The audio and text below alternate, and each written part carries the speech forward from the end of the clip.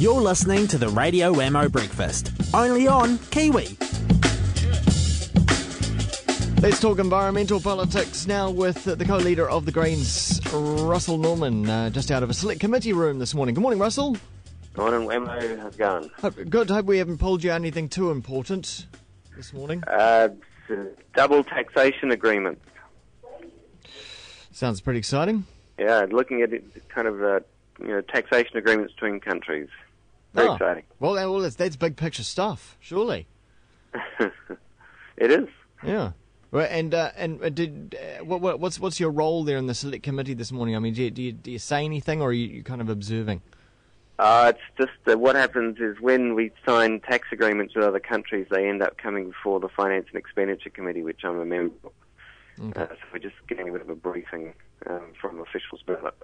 Right. And this, it's interesting. I didn't know that there was tax between countries. Like, I didn't know that we taxed each other. How does that work?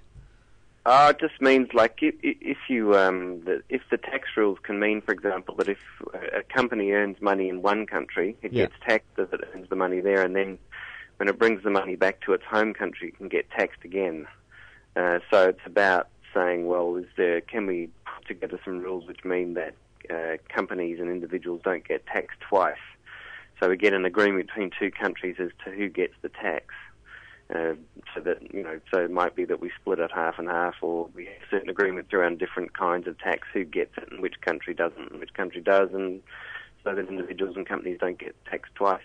Can this sort out things like tax havens as well? Well, that's part of it. I mean, the G20's been doing a lot of work on tax havens recently, and trying to basically knock them all out. And so that's the next thing, is to actually finish off with all tax havens, and that might even work. Don't tell me that, because when I make my squillions, that's what I was planning on doing. I don't know, head off to some remote island somewhere. Yeah. I think Switzerland's out of bounds now because they've agreed to be part of it. As have most of the little islands that used to be the escape. So you're in trouble. Yeah, obviously. You and your squillions. I was born at the wrong time, damn it. Everything's starting to get sorted out now. Hey, let's talk about the Resource Management Act, because the government passed its amendments to the Resource Management Act last week. And there was a lot of talk about people going around chopping down trees now that these amendments are passed. What's your take on what's just happened? Well, the changes to the RMA mean that what central government's doing is it's saying to Auckland, you're not allowed to have blanket tree protection rules, because a lot of the Auckland councils have such rules. So the Beehive's saying you're not allowed to do that anymore. And some of the rules take effect immediately. So there's the rule, anything about blanket trimming rules are gone pretty much immediately, or in October. And then in a couple of years, all the rest of the rules around blanket tree protection will get the chop, so to speak. So, the only way then to protect trees that on private land is for the council to schedule them, which means they've got to add them to the district plan one by one by one by one, right, or in small groups, and that's a bureaucratic nightmare and unlikely to happen. So, yeah. It just means that a lot of trees on private lands are now much more vulnerable to being chopped down. Well, when John Key was criticised about this last week, he turned around and said, well, I don't know if you've looked at Auckland recently, but it seems pretty green. Yeah, well, Auckland has blanket tree protection rules, so that's part of the reason it's green. I mean, it's about development pressures. In those parts of the country where strong development pressures, trees get chopped down, whether that's central Auckland or elsewhere in Auckland. In other places, there aren't such strong pressures. So do you envisage that people are going to be chopping down all sorts of trees that normally would have been protected?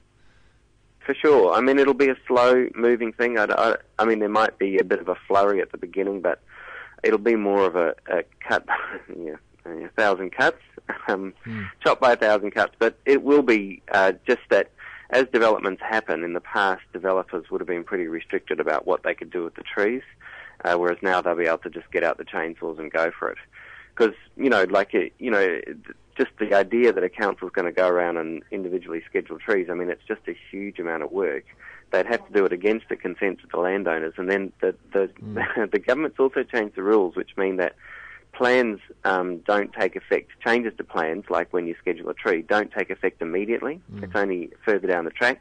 So basically the landowner will have a window where if they want to chop the tree down, they can.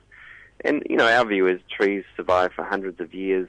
We're just guardians of trees between the generations, and, it's not up to each individual person to decide in their 10 years or 5 years or 20 years that they own a property that they've got the right to chop down a 600-year-old tree. What about, can you say if it was a 600-year-old tree, it's a native tree? I mean, don't native trees fall under a separate kind of rule, or is this, or are they all up for grabs now? Dream on, Wammo. They're all up for grabs, mate, whatever. Wow. See, everything that's on private land is now up for grabs. And unless the council's willing to come along and against the landowner's wishes schedule it, and even then the landowner will have a window to chop it down before the rule change takes effect, everything's up for grabs. But it does seem crazy, and particularly in an area like the Waitakates, where there's houses up in the Waitakere Ranges. Surely there's rules protecting large or even small kauri trees on private land. Yeah, well, surely there are, but no.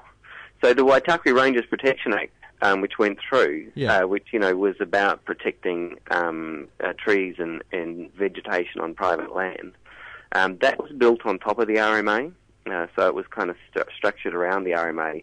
Nobody's quite sure what's going to happen now that the blanket tree protection rules are taken out of the RMA. What will be the impact on the Waitakere Ranges Protection Act? And that's one of the uncertainties, is what's going to happen up there. So part of what's going on as well is you got to remember there's like what the law says, and then there's the enforcement of the law. And basically, councils aren't going to enforce whatever rules they are now. Talking to enforcement officers, and they've read the writing on the wall, and it's going to be very difficult to enforce any remaining kind of tree protection rules because they see which way. Russell, you're going a little bit robotic on us. If you could just move. I've gone a bit robotic. Yeah, if you just move to that particular part where you were standing before, it seemed pretty good. Okay, how's this? Very good. It's good now. Now, I thought we'll just quickly move on to the emissions trading scheme as well. It looks like that's getting support from the Māori Party. Obviously, no backing for the current scheme from the Green Party on this. Well, I mean, we supported the current scheme, but, the National and Māori Party want to weaken the current scheme and use more of taxpayers' money to subsidise pollution. Yeah. And we think throwing more taxpayers' money, because Labor already planned to do a lot of it under their scheme, so now they plan to do more. The National Party and the Māori Party want to spend more, hundreds and hundreds of millions of dollars to subsidise polluters, and we think that's a bad idea. Because polluters should pay, right? Well, yeah. Rather than taxpayers. I mean, I guess everyone's a polluter, but will taxpayers be paying more than their due? Yeah, I mean, it means that because of the way Kyoto works is like we've got a certain cap about how much we can emit domestically. If we do more than that, we have to buy credits from overseas, from somewhere. Now, the government ultimately is responsible for buying all those credits. And so either they pass the cost on of purchasing those credits to the polluters, or they don't. And so part of the original scheme is part of the cost would be passed on to the polluters in the form of this emissions trading scheme. Now, what National and the Māori Party are proposing to do is pass on even less of the cost than was already being passed on, which means the taxpayer is going to have to pay for it. The current bill, the extra bill, and we're looking at is around another $400 million. So $100 for each person is basically every person in the country is going to take $100 out of their wallet and give it to the biggest greenhouse polluters in the country. We think that's a dumb idea. Well, Russell, we've had a bit of a moan so far. So, in 1 minute or less, can you tell us one good thing that's happened this week? Well, it's been a bit of a tough week, to be honest, Wammo. The attacks on the environment from this government are coming thick and fast. So come on, one good thing. Well, something good must have happened. Well, we've been insulating more houses, and that's a good scheme. But apparently the rich are insulating, not the poor. Well, which is exactly what we told the government would happen if they didn't structure the scheme Yeah. so that there was a certain amount put aside for those at the lower income ends. But anyway. Yeah. All right. Okay, well, we'll leave it at that. We'll just say more insulation has been going into houses. That's positive. No matter what the household is. Okay. Thanks, Russell. Thanks, Cheers. mate. Talk to you next time. Cheers. Russell Okay. Allman, co-leader of